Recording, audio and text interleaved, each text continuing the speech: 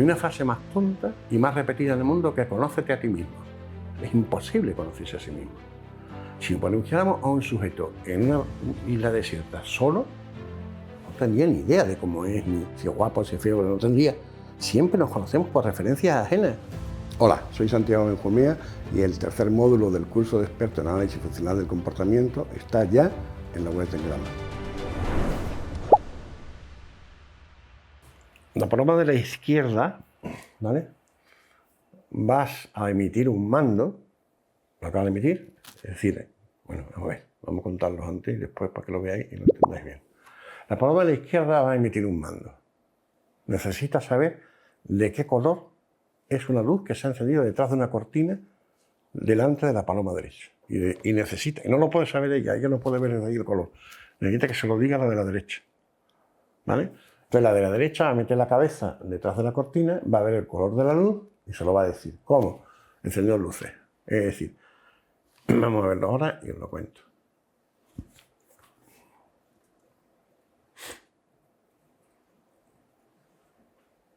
Mira, encenderle esa tecla rectangular grande significa dime el color. Un mando. No quiero que haga otra cosa, quiero que me digas el color.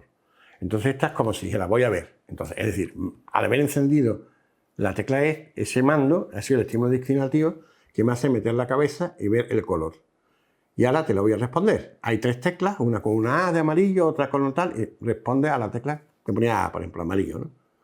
Entonces te le da aquí y le da de comer, gracias, acabo de reforzar por haberme dado el tacto, y automáticamente yo elijo el color que me ha dicho y comemos las dos, ¿vale?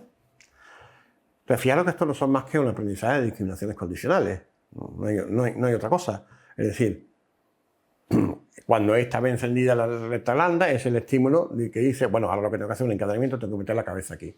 Voy a ver un color y según el color, estímulo de muestra, tengo que elegir un estímulo de comparación, que lo dejo prendido, con lo cual el otro lee eso, etcétera, ¿vale? Esta es una representación simplificada, muy simplificada. Alguna gente, esta J se ofende, lo siento mucho. Ya sabemos que el hombre es un ser inmortal, creado por Dios, hay imagen y semejanza, y esto no es falta. Pero esto es de forma muy elemental lo que sería un intercambio básico entre dos organismos en un episodio verbal, ¿vale? Bien. ¿Qué está haciendo la paloma de la derecha? Tactando, en este caso, el color, ¿no? Es amarillo, verde, azul, y entonces es como si escribiera V o amarillo, porque elige tres teclas que no son de colores, sino, y eso le permite a la izquierda elegir el color que se correspondía y que no veía, ¿vale? Es un ejemplo de tacto muy claro, porque la paloma de la izquierda utiliza precisamente, porque la paloma de la derecha, ha aprendido el tacto, es decir, ha aprendido a elegir el color en la igualación de morada de la muestra, el color que ve detrás de la cortina, escribirlo, digamos, en la pared. Gracias a eso, la de la izquierda es capaz de hacer bien la respuesta. Lo que quiero decir es que la de la izquierda ha podido contactar con ese color al que no tiene acceso gracias al oyente. El oyente, que es la paloma de la derecha, que ha sido entrenada para hacer tactos de forma adecuada, ¿vale? Bueno, quedaros con este experimento porque después tiene implicaciones curiosas. Bien. Pero claro, a veces, no siempre, los tactos se hacen bien. ¿Vale? ¿Por qué se distorsionan los tactos? Bueno, lo primero que puede ser es que un tacto no esté bien adquirido. Lo primero que tienes que ver es si la gente sabe las palabras de las cosas, ¿no? Claro, alguien te puede decir, oye, dame el bolígrafo, y el tío te da la cuchara, joder, y es que no estaba aprendiendo español, es porque no sabía, ¿no? Y se ha confundido. Eso no es que te quiera mentir, simplemente que se ha equivocado. Bueno, supongamos que el tacto está bien adquirido, es decir, que el sujeto ha aprendido bien ante qué objetos tienen que decir qué palabras, ante qué eventos, cómo se tienen que describir, etcétera, ¿no? Entonces, lo primero que es evidente es que el reforzamiento no solamente tiene, ese sujeto no solamente tiene una historia de reforzamiento de que tacte bien. No, sí, la que se queda de chiquitito a tactar bien. Por ejemplo, él sabe perfectamente tactar lo que es estudiar y jugar. Y sabe perfectamente, no tiene ningún problema, no han reforzado siempre. Ahora estoy jugando, bien. Ahora estás estudiando, lo sabe perfectamente. Pero además hay una fuente de reforzamiento que no tiene que ver con la conducta verbal. Tiene que ver que en una situación determinada, a ti te corresponde en esta hora estar estudiando en tu cuarto y sin embargo te has puesto a jugar, ¿entiendes? Con la Play. Y eso, claro, si tactas bien, si dices, estás jugando con la Play, te van a castigar.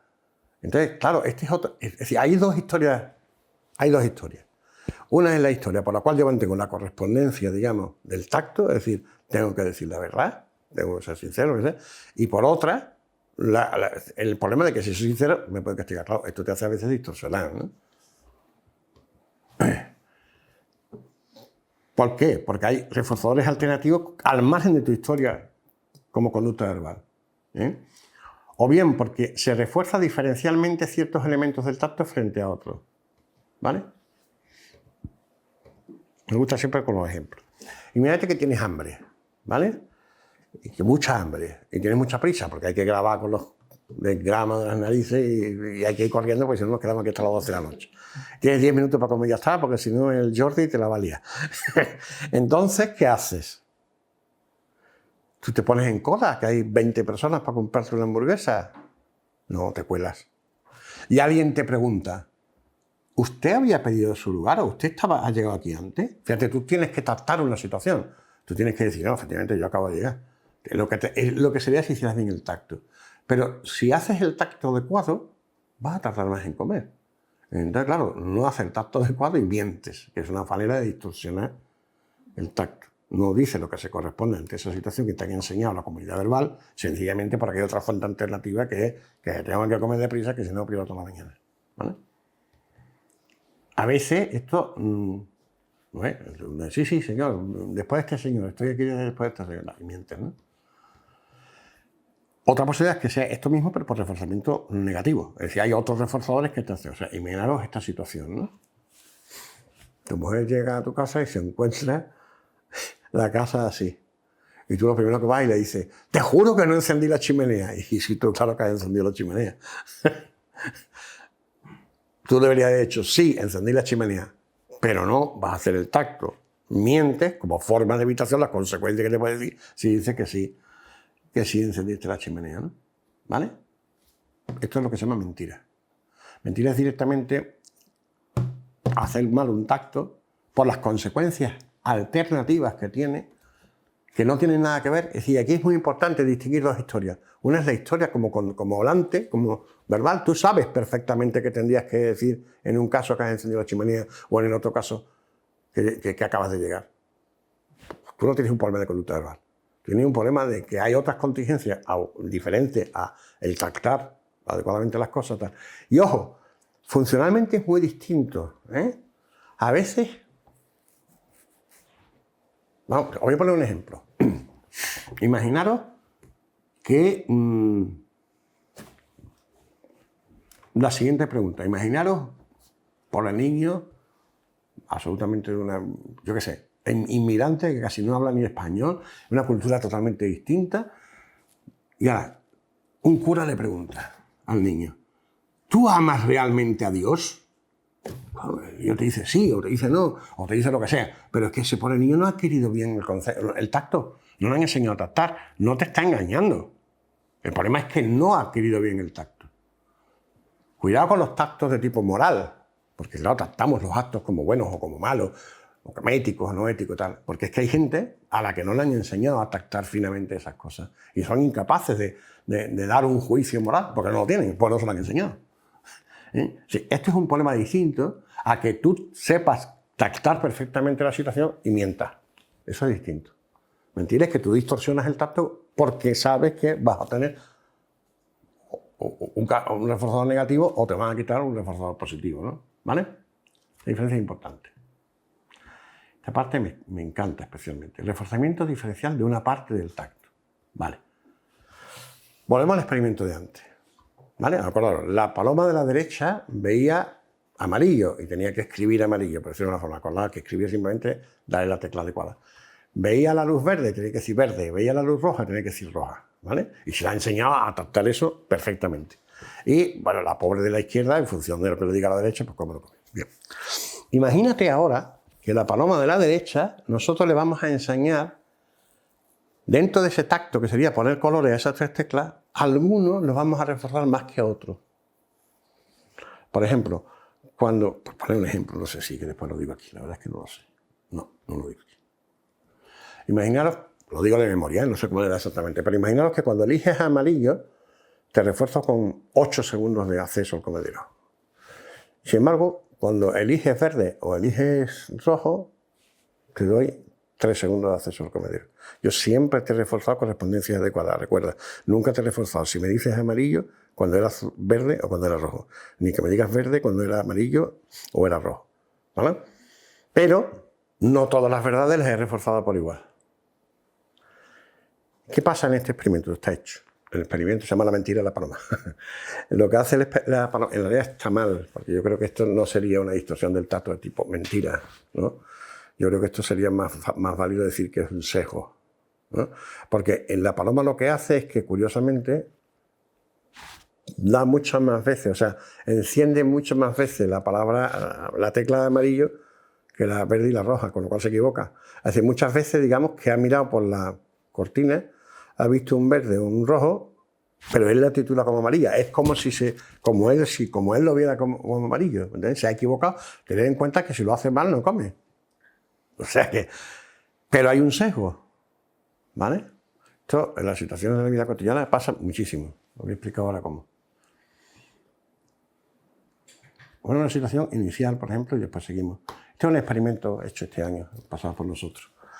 Es un TFG de una chica. O sea, primero le enseñamos a unos sujetos humanos, a estudiantes de psicología, en función de la muestra que presentamos ahí, que nos diga cuál es el color predominante. Son manchas rojas y azules. Como veis, aquí habría que elegir el rojo y reforzamos eso, ¿vale? De este tipo de eso hicimos muchas muestras distintas, algunas muy fáciles de discriminar porque tenían unos números muy diferentes, como en este caso, que es muy fácil de saber qué es rojo y tal. Otras que eran más complicadas porque tenían un número muy alto de muestras y eran más parecidas y tal. Da igual. Siempre reforzamos las correspondencias. Bien. Te vamos a reforzar siempre las correspondencias perfectamente bien, ¿vale? Perfecto. Fijaros que también tiene la tecla igual.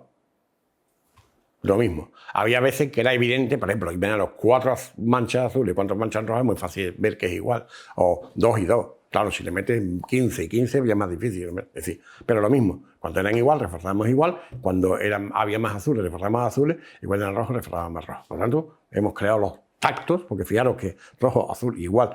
Es como si yo lo dijera, es un tacto, técnicamente. Una etiqueta que ponemos a una situación, que es la muestra esta de manchas, ¿no? Bien.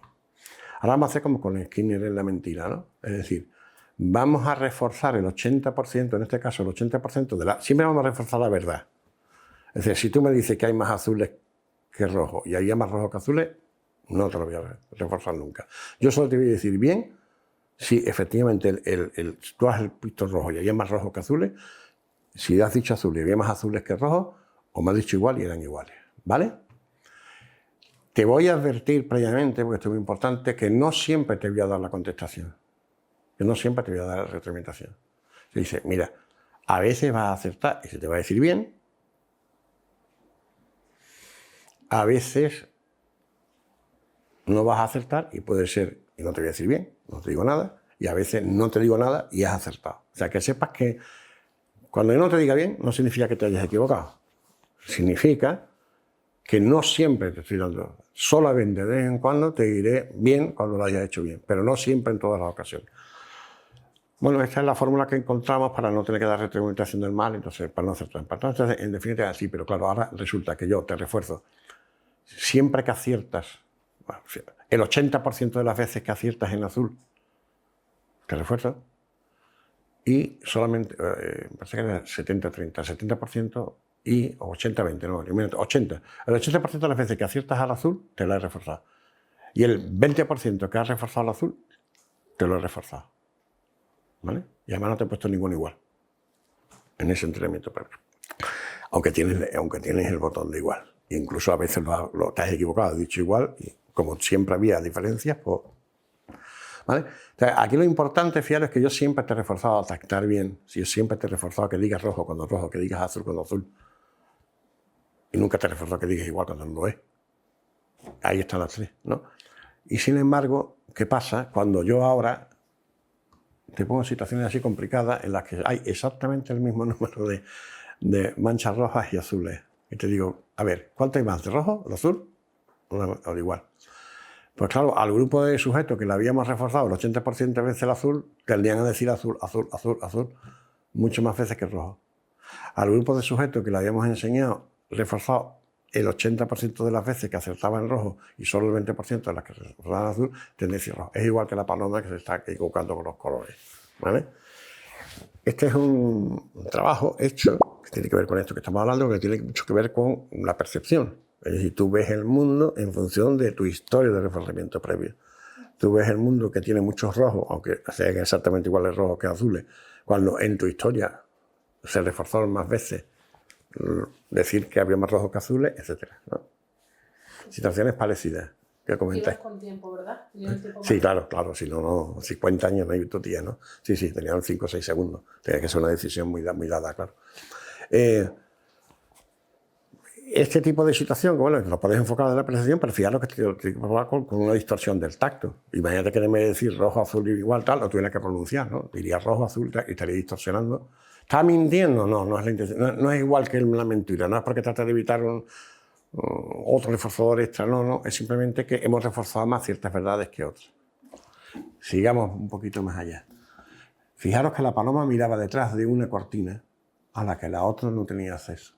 Esa es una metáfora muy curiosa de Skinner de lo que es el mundo debajo de la piel. Porque efectivamente, si yo te pregunto, ¿cómo te sientes? Yo no tengo acceso, tengo una cortina delante. Tú sí tienes acceso a tu estado, pero yo no. ¿Vale? Bien.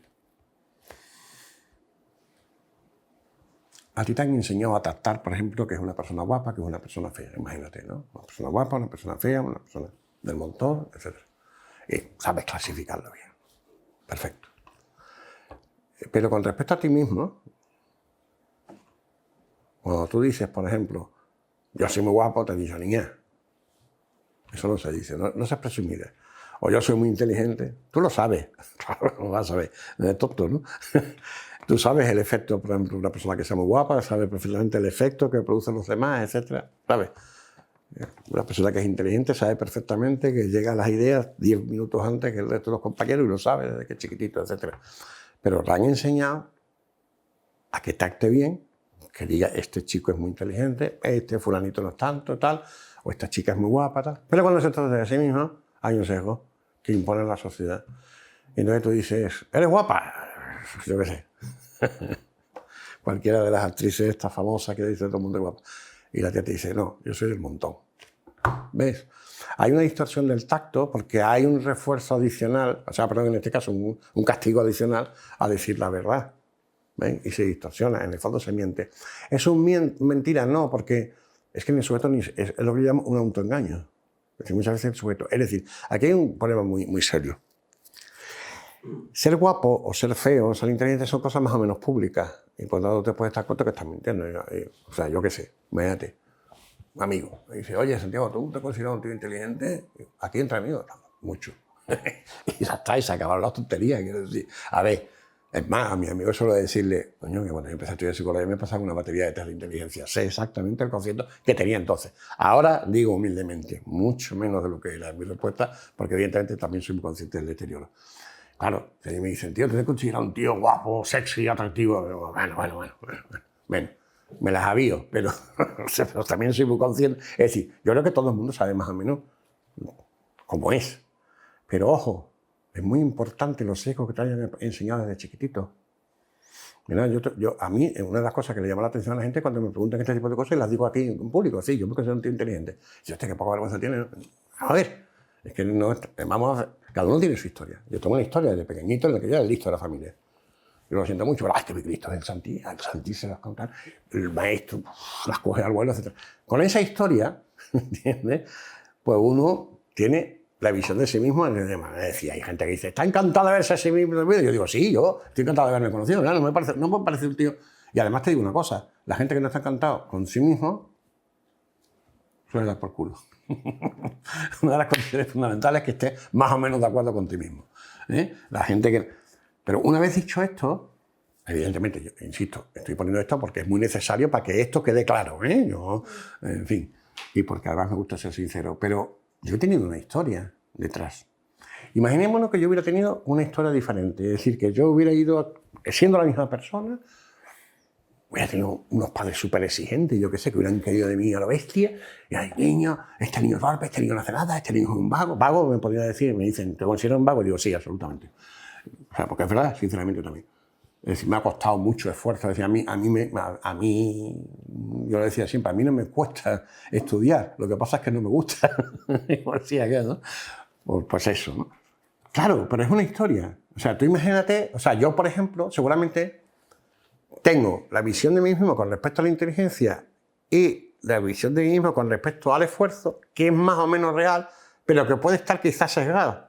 ¿Me entendéis? A lo que voy.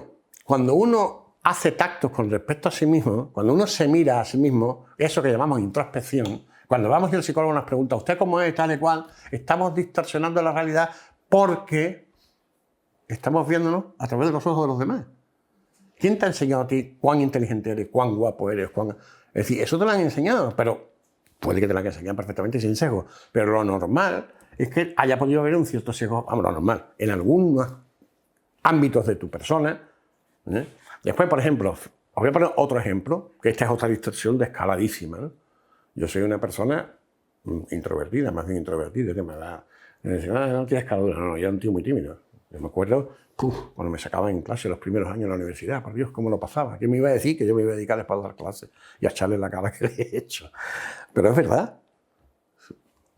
Bueno, es decir, yo era así. Quiero decir, a mí me gusta un cachondeo, amigo, vámonos ahí para de juerga. No es cuando más disfruto, yo prefiero una conversación entre pocas personas, íntimos y muy amigos, que el cachondeo masivo, tal. A mí me gusta la Feria de Sevilla, no. Jamás me disfruto la Feria de Sevilla, quiero decir, soy de ese tipo de personas.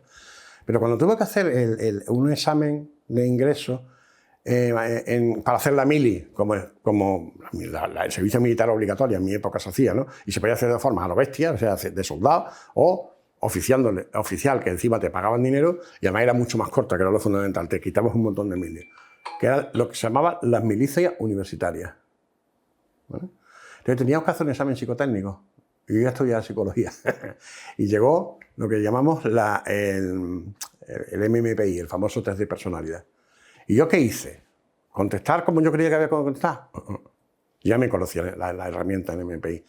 Yo me puse en la posición de un oficial militar en la época de Franco y tal. ¿Yo qué tenía que ser? Un tío cachondo, divertido, me gustaba la fiesta, machista, etc. Y claro, yo mentí, sesgué en base a lo que se esperaba de mí para pasar. Lo pasé, lo aprobé. Claro. Y sin dar una respuesta y decir, ¿qué prefieres? ¿Irte de juerga con los amigos, no sé qué, o quedarte en tu casa viendo una película? Reírme de juerga, venga, ¿no? ¿Me entiendes? Pues yo sospechaba, y creo que no me equivoqué, de que ese sesgo era el que me iba a permitir, etc.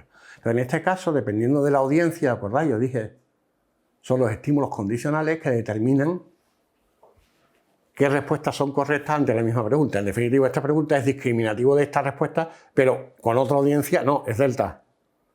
Claro, tú imagínate, yo mismo en un grupo de...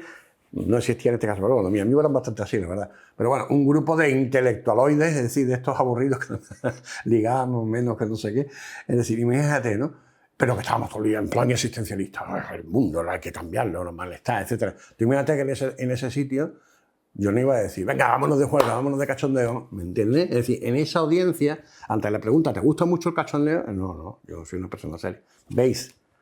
Si tú vas a una entrevista de trabajo, no vas a... Tendrás que, ¿verdad? Si eres listo y sabes un poco, tendrás que dar lo mejor de ti mismo. Cuando estás tú seduciendo a alguien, muestras y enumeras cosas que crees que es lo mejor de ti mismo, sesgas, etc. Lo que quiere decir que la audiencia actúa exactamente como estímulo iniciativo, por el cual tú puedes dar respuestas más sesgadas en una dirección o en otra dirección, en función del entrenamiento previo que en esas audiencias has recibido. ¿Vale? Y esto es muy importante. Hay una frase más tonta y más repetida en el mundo que conócete a ti mismo. Es imposible conocerse a sí mismo. Si ponemos a un sujeto en una isla desierta solo, no tendría ni idea de cómo es, ni si es guapo, si es feo, no tendría. Siempre nos conocemos por referencias ajenas. Primero, utilizamos un lenguaje que nos han enseñado otros. Es decir, hemos aprendido a tactar qué es ser inteligente, qué es ser torpe, qué es ser vago, qué es ser guapo, que todo eso nos lo han enseñado. Si no hubiera habido otra persona, yo no hubiera tenido un lenguaje. Entonces aquí en una comunidad verbal te han enseñado eso. Y segundo, te han enseñado incluso a aplicártelo a tu propia persona, desde la familia, la escuela, etcétera. Es decir, tú eres más o menos así, tú eres más o menos asado, tú... Entonces, normalmente siempre ese de conocer a ti mismo es conocerte con ti mismo a través de los ojos de los demás. El único problema de esto, siempre nos vemos a través de los ojos de los demás. Siempre.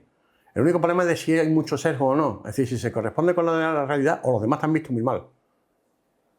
Te han visto de forma muy distorsionada. ¿Me entiendes? Ese es el problema. Si donde aparecen los posibles problemas psicopatológicos, tienen que ver con que tú tengas una imagen. Por ejemplo, hablamos de autoestima. Bien, yo tengo un caso de una persona que era depresiva y una de las cosas que podríamos decir es que tenía una autoestima por los suelos. Vale, para entenderlo, ¿eh? Esta persona era cuando yo hacía clínica, hacía en el principio de los tiempos, ¿no? Recuerdo que me llegó y el tipo decía, yo es que no valgo para nada. ¿Vale? ¿Usted ha estudiado? Sí. ¿Qué estudió usted? Bueno, hice Derecho, una carrera de Derecho, ¿no? ¿Y qué? ¿Se dedica usted, ha intentado usted dedicarse a Derecho? No, pues un desastre me dedico yo a Derecho, ¿no? Pues me puse después a estudiar Arquitectura. ¿Ah? ¿Y acabó usted Arquitectura? Sí. Ah, o sea, que usted es abogado y arquitecto. Y bueno, ¿qué? ¿Ha hecho alguna vez una casa? Ah, hice 2 edificios, pero me cansé enseguida y hice Filosofía y Letras. ¿Que me gusta la carrera de Filosofía y Letras? Sí, tengo un doctorado. Es un desastre. Mi vida, nunca he hecho nada grande, nunca he sido constante. Bueno, no he sido constante y me he hecho 3 carreras seguidas, ¿eh? Y las había aprobado los 3 y un doctorado. Era increíble. O sea, era absolutamente increíble. De verdad, este hombre no podía tener una visión más equivocada de sí mismo, pero que además era evidente en la primera o la segunda sesión que se ponía a hablar. Empezó a tomar datos biográficos de él, era un fiera. O sea, era un fiera. Como arquitecto era un fiera. Había compañeros que consideraban, ¿cómo, coño? No haces más trabajo que, coño, que eres buenísimo, ¿verdad? Como abogado, había ganado 2 o 3 juicios de estos difíciles y tal, lo había ganado. Y el tío era curioso. Además, no abandonaba porque se aburriera, abandonaba porque le llegaba la curiosidad de hacer otra cosa. Es decir, bueno, este tiene una visión de sí mismo. Además, se consideraba feo, atractivo, animal, y tú ya estabas, joder, que te decía que no, coño, que no, vamos a ver. Claro, en un momento determinado empiezas a indagar y ya por puñetera casualidad, por eso sí que fue una puñetera casualidad, ¿no? Me enteré de la familia, el padre y la madre que vivían por una puñetera casualidad. Es decir, pero resulta que esa familia, de alguna forma, estaba en relación con la mía. Y yo, ¿sabes? Este va a ser el hijo de... Ah, coño. Claro, dice, ya está todo explicado. Son los que los psicoanalistas llaman padres y madres castradores, ¿no? Es decir, todo está mal, súper exigente. Este es un imbécil. O sea, hostia, qué mala relación. O sea, es decir, era horrible. O sea, son esta gente que no ven... O sea, de estas personas que desde que empiezan a hablar hasta que acaban de hablar, nunca oirás que dicen nada bueno de nadie, y por supuesto de su hijo tampoco. Con esa historia, claro, este chaval tenía la visión de sí mismo absolutamente distorsionada. No se corresponde, ni mucho menos, sus capacidades a las que realmente tenía. ¿Ven? Entonces, no se conoce a sí mismo, es verdad. Todos nos conocemos a través de otras personas, lo que pasa es que tenemos que tener la suerte de que las otras personas sean medianamente objetivas y a confrontar, y después confrontar datos, como digo yo, ¿no? Es decir, bien. El ejemplo este que os ponía, ¿te consideras muy guapa? Normalita, del montón. Pues es un ejemplo claro de sesgo, ¿no? Siempre, la pregunta, ¿te consideras muy guapa? Evidentemente es un mando, porque tú lo que requieres es una respuesta específica, que te hablen de su belleza, no que siga la conversación. Es un mando. Y normalita, del montón, sería un tacto distorsionado, lo llamaría sesgo a esto, no lo llamaría mentira, simplemente porque se refuerza de forma diferencial el decir, si es guapa, es diferente. Si hablas de otra persona, que si hablas de ti mismo. Si es inteligente, que hay que estar de forma diferente. Este clip pertenece al 3er módulo del curso de experto en análisis de la conducta, que ya está disponible en la web de Engrama.